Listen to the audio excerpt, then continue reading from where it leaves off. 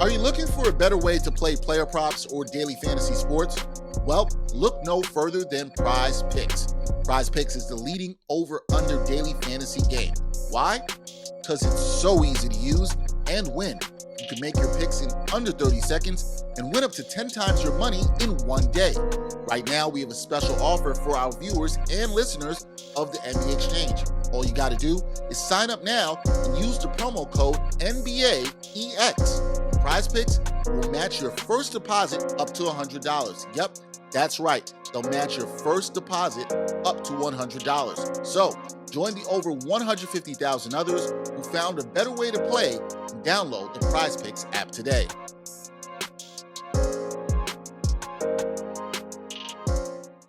Hey, my name's Ian Begley. You're watching the NBA Exchange with Dexter Henry.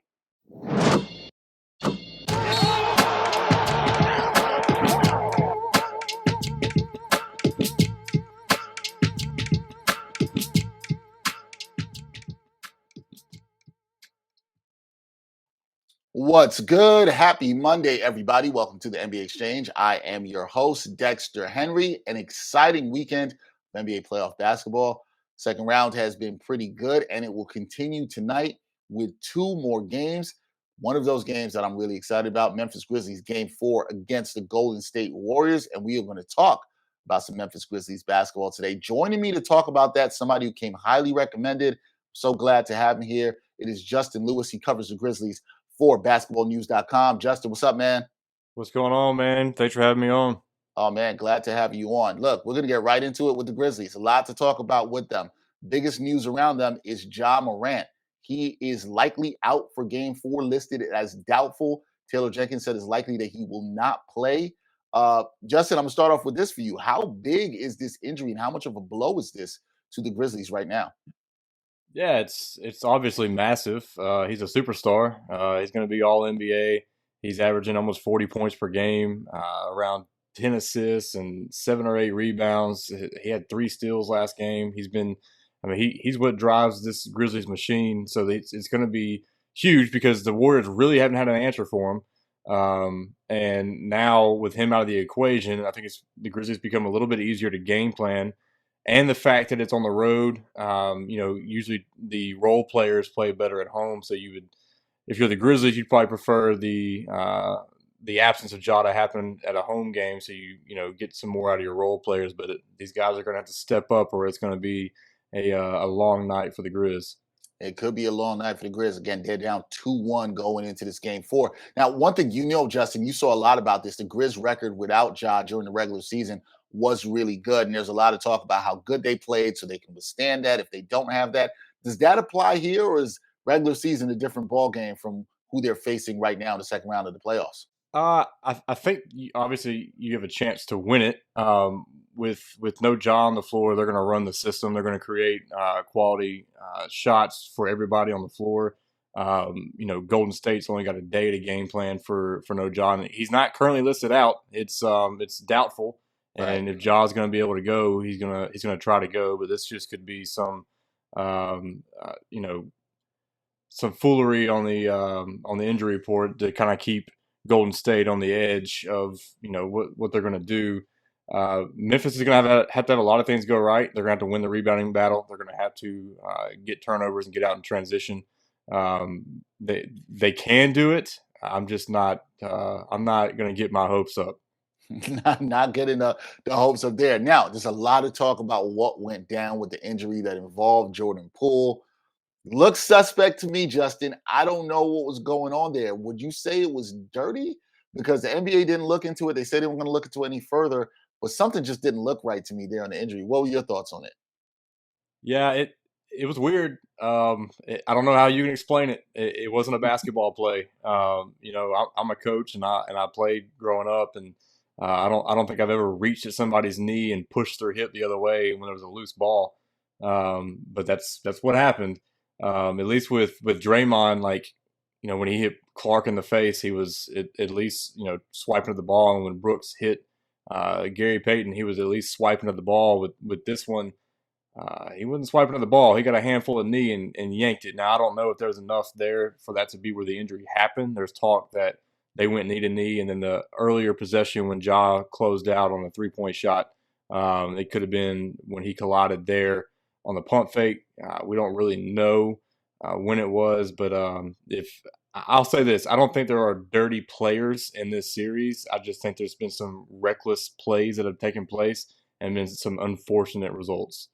Yeah, it's been tough with the now injury to Morant. You mentioned Gary Payton, the second there, and all that went on that. So I agree, it all has been unfortunate. Now, game three, it seemed like the Grizzlies got off to a good start. That wasn't seem like it actually happened. It got off to this great start, and then it all fell apart by like the end of the first quarter onwards. What happened to the Grizz in game three, Justin? What went wrong for them there? I mean, you're not beating anybody that's shooting 70% from the floor That is true. throughout the game. No, all series it's been the same thing. The Warriors are daring the Grizzlies to shoot threes, and they just happen to knock down 6 of them to start the game and get out to a quick lead, which was wild. I'm sitting here watching the game with my wife. I'm like, look again, look at this. This is crazy. And then they cooled off, but then Memphis is also funneling Golden State into the paint because in the paint lives Jaren Jackson Jr., who led the NBA in blocks per game and total blocks. So they're going to take away the 3-point shot from the Warriors and say, hey, you're going to beat us on the interior if you're going to beat us. And the way that the Warriors cut off ball and they pass, the Grizzlies just can't rotate in time to stop those cuts. And they're excelling at what Memphis is giving them. And then Memphis is not making the Warriors pay for the open threes. That's a great point there too, because some of the danger we saw in game three, even late in game one as well too, a lot of great backdoor cuts from the Warriors. You see that there, and you know how great of a passer Draymond is, and he's hitting those guys. Do you think there's anything the Grizzlies can do to combat that? Is it scheme, or is it just more of talent in the future and getting better defensive players to be able to counter that? I think scheme. I think you got fine defensive players, and you've got DeAnthony Melton on the floor, Dylan Brooks, Desmond Bane has improved as a defender. Zaire Williams' length has bothered Steph Curry. It was just really bad at keeping guys in front of you on the perimeter last night. Like I know the goal was to funnel them to the paint, but like to just let them beat you easily off the dribble, it seemed to have happened all night long. And with Brandon Clark and Xavier Tillman, you should be switchable and everything, which is why Steven Adams isn't playing. But I just think that you either have to rotate quicker or you have to do a better job at the point of attack. We'll see what they can do there. And you mentioned Jaren Jackson Jr., who I've talked about a lot in the show and was really impressed with him and his defensive effort this year. And he should be all NBA defense. He definitely should be on one of those teams. He's struggled a bit, especially in terms of staying on the floor with fouls. As you know, Justin, Desmond Bane, also his shot hasn't really been there probably since the end of the Minnesota Timberwolves series. What are the struggles of those two guys? There really has been another guy to come along and help Ja in this series. What have you attributed their struggles to, and do you think they can step up now, especially if they have to play without Ja? Yeah, for Bane, it's his back. I mean, in game two, he was as stiff as a board, couldn't move. He later admitted that he was about 60% healthy in game two. And then he said in game three, he was about 80%. So he's got to knock down shots. And what's crazy about Desmond Bane, if you look at his splits, he's actually a better shooter on the road than he is at home. So we need Desmond Bane to be the playmaker that he was when Ja was out this season and to knock down shots. Like you're probably going to need a 30-piece from Bane with Ja out to even have a chance. And then Jaren, it's frustrating because when he can get into a groove and stay on the floor, he's a massive difference maker. I don't believe Golden State has anybody that can guard Jaren Jackson Jr. Except himself. And the crazy offensive fouls, it's the fouls he makes are not fouls of aggression. They're just dumb fouls, and it forces Taylor Jenkins to take him out of the game because you got to have him later on.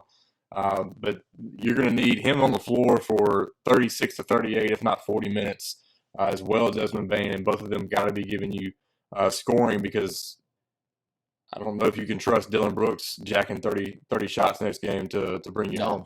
No, that's not what the Grizzlies want. You know that, Justin. That is not what they want. But Triple J, it's been maddening for me with him watching him because, like you said, I think his talent level is so high offensively, and we know what he can do defensively. He's so great defensively, but he can't stay on the floor. So it's just like it's frustrating. I know Grizzly fans have to be pulling their hair out with that. One question on him real quick. Do you think he is able to take that next step in his game with coaching and maybe eliminate some of these silly, dumb fouls as you talked about? Do you think that's something that can happen for him? Do you see him as that player that's kind of coachable that can, eventually evolve into not making these dumb fouls anymore?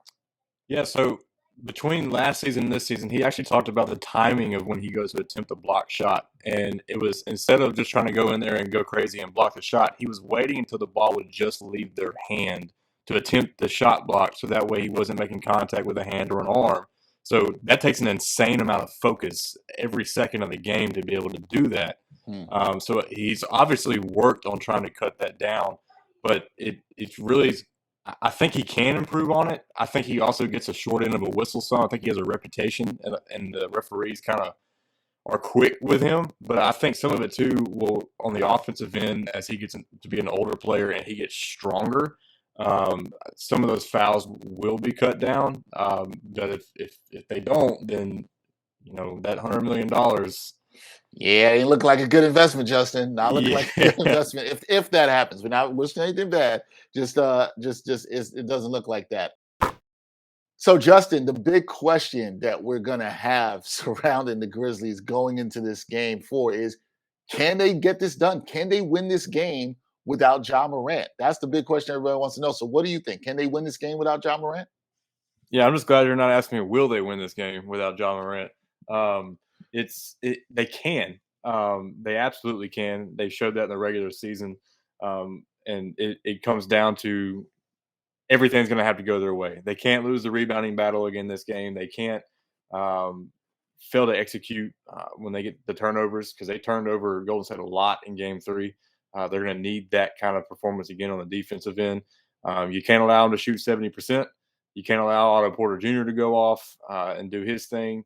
You're going to have to take some stuff away from them and really execute almost at a perfect level on your end to make up for not having your superstar. Desmond Bane's got to show up. Jaren's got to show up. Good Dylan Brooks has to show up. And the two guys that were huge in Minnesota, and Tyus Jones and Brandon Clark, haven't really shown up yet. They're going to have to if Memphis is going to win this game. That's what they're going to need. Now, that's one question, okay? Can they win without Ja Morant in game four? But this is the bigger question, and this has to be the bigger question for Grizzlies fans. Is Memphis done? Are they cooked like some Memphis barbecue if Ja Morant can't come back in this series at all?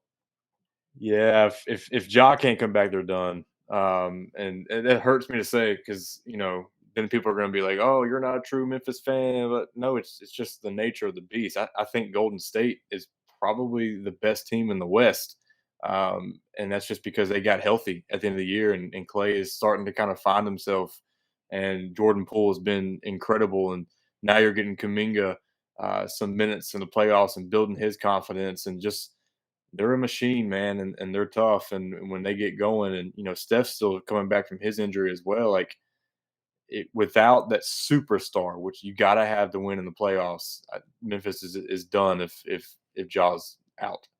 Now, there's another way I think that Memphis fans can look at this, sort of in this half glass full way, which is you look at this series, you look at what Memphis has accomplished the last two seasons, particularly this season, and you look at this series coming up. Is this series one you could look at and say, hey, this is a great learning experience for the young Grizzlies? They went up against a team that has championship medal. They challenged them in sort of a way, taking their lumps. Do you look at it that way at all? Is this series being a great learning experience for the Grizz?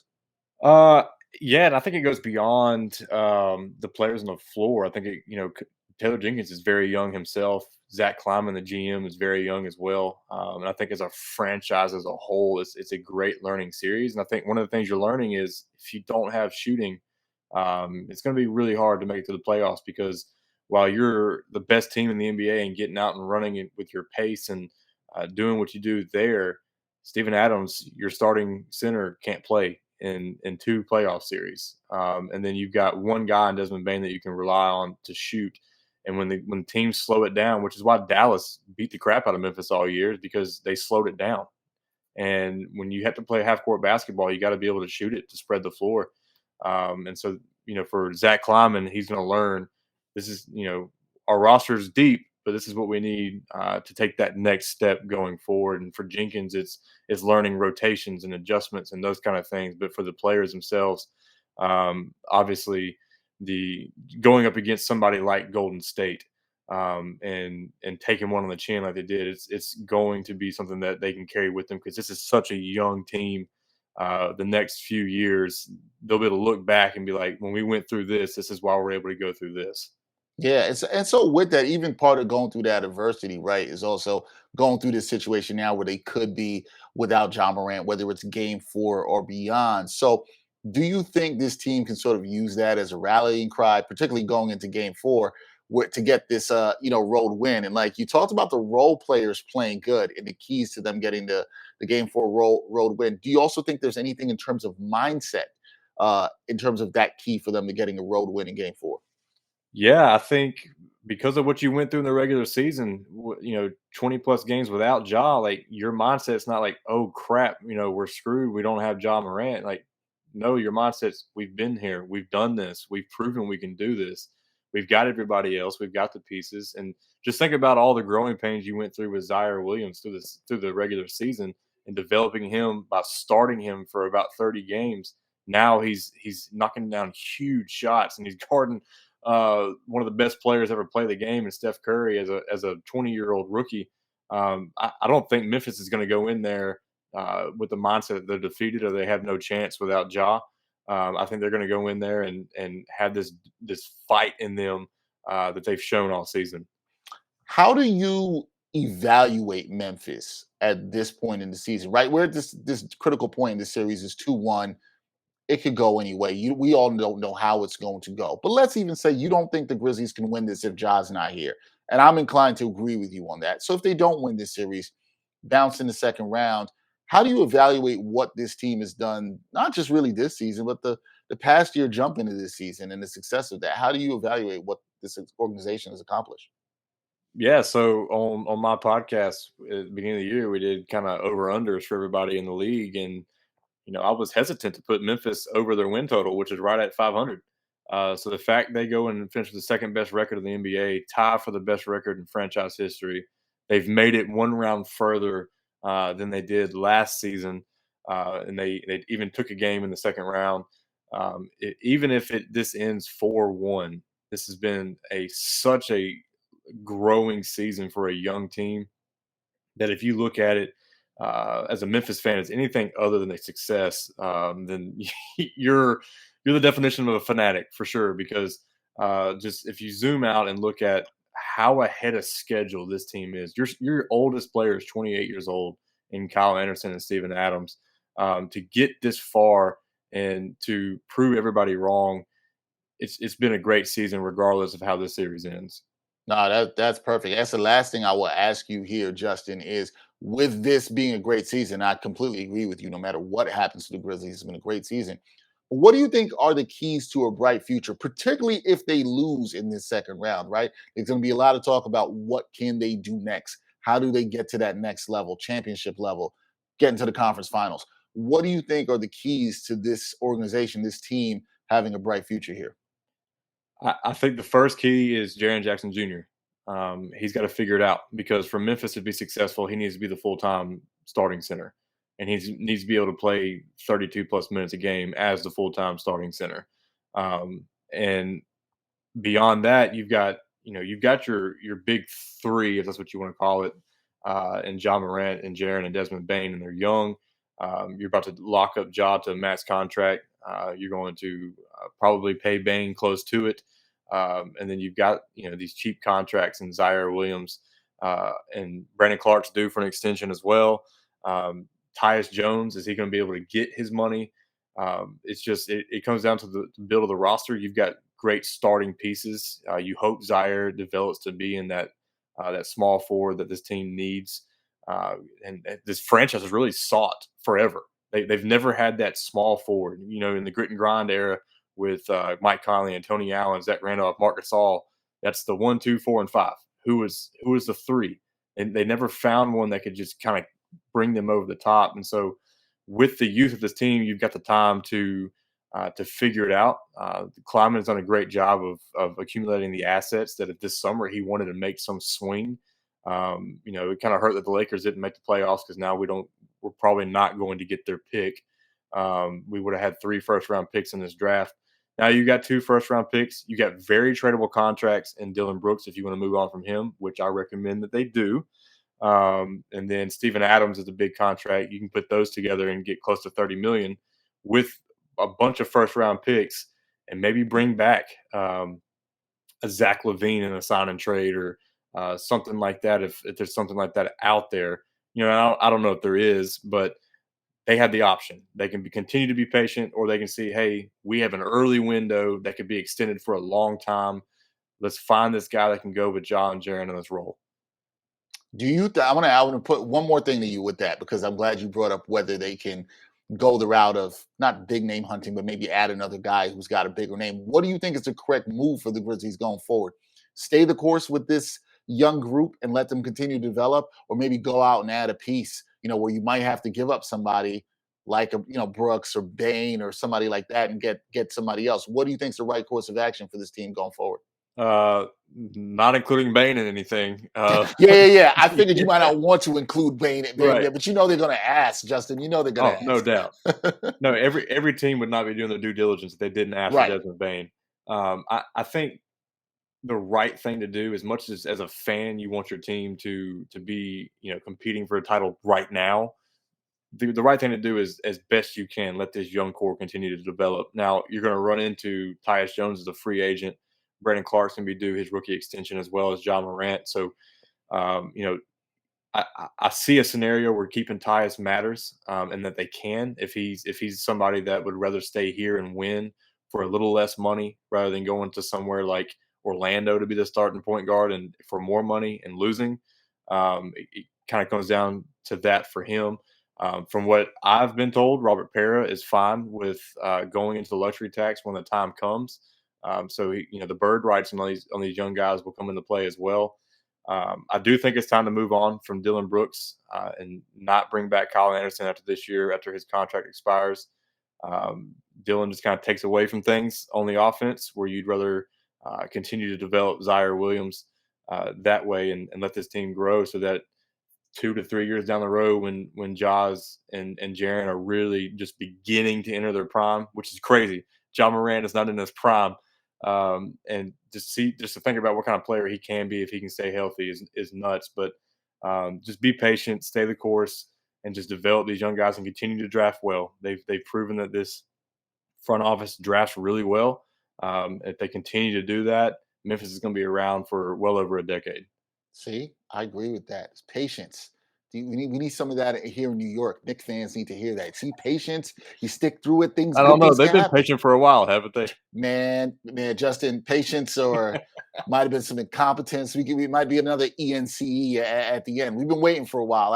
We'll say that. My producer Greg will tell you that we've been waiting for a while. I hope they'll sign Jalen Brunson. You hope that we sign Jalen Brunson? Yeah, that'd be dope. I think he'd be a good fit there. I think he would be. He's going to get the bag. that. No doubt. It's going to be interesting. But we've been, how you guys, the Grizzly fans, they've been looking for a 3 forever. The Knicks have been looking for a point guard forever.